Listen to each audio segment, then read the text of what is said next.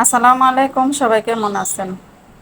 তো আজকে যে রেসিপিটা নিয়ে আসছি সেটা হচ্ছে গিয়ে পেঁপে দিয়ে মুরগি মাংস রান্না করেছি। এটা একেবারে ভিন্নভাবে রান্না করেছি।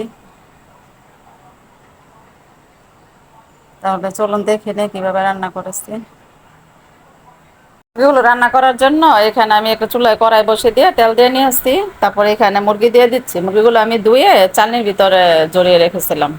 এখন মুরগিগুলো ভেজে নেব।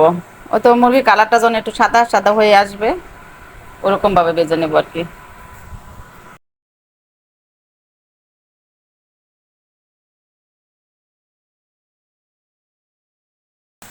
এখন আমি এখানে গুঁড়া মশলাগুলো দিয়ে দিব। দিয়ে দিচ্ছি মরিচের গুঁড়া,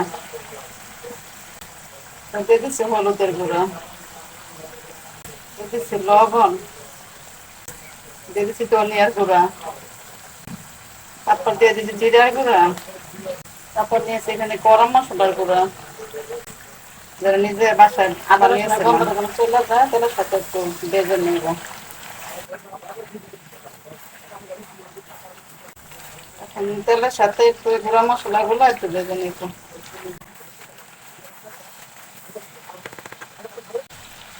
তারপর দিয়ে দিচ্ছি এখানে আদা রসুন।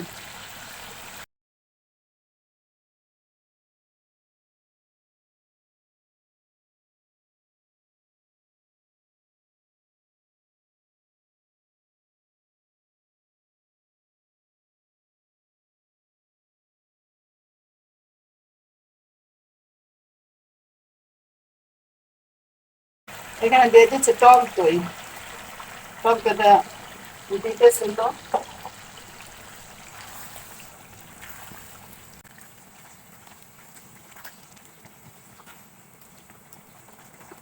তারপরে এখানে একটা পেস্ট করেছি, টমেটো, পেঁয়াজ আর কয়েকটা কাঁচামরিচ, এটা দিয়ে দিচ্ছি।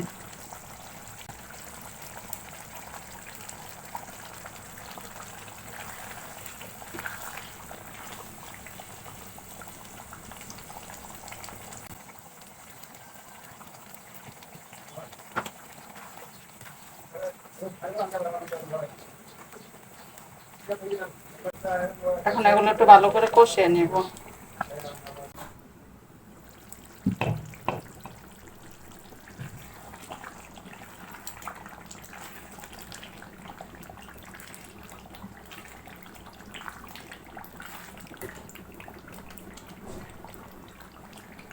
এখন এখানে পেঁপে দিয়ে দিব। আমি একটু পেঁপে কেটে নিয়ে আসছি, এটা আবার একটু সিদ্ধ করে নিয়েছি।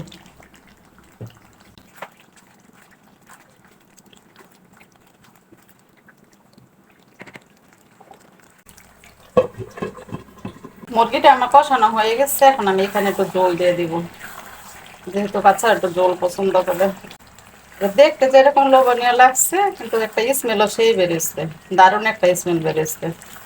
এই ফার্মের মুরগি এক একবার এক এক রকম রান্না করে দিলে বাচ্চারা অনেক পছন্দ করে খায়।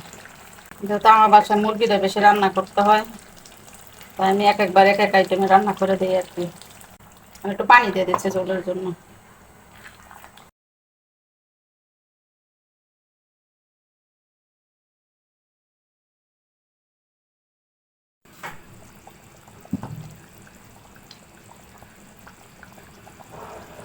এই তো মুরগিটা আমার রান্না হয়ে গিয়েছে, এখন আমি নামিয়ে নেবো এটা।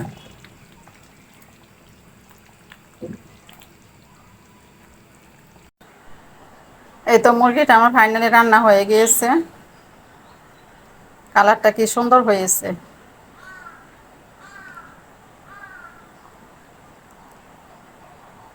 তাহলে আজকের মতো রাখি, সবাই ভালো থাকবেন, আল্লাহ হাফেজ।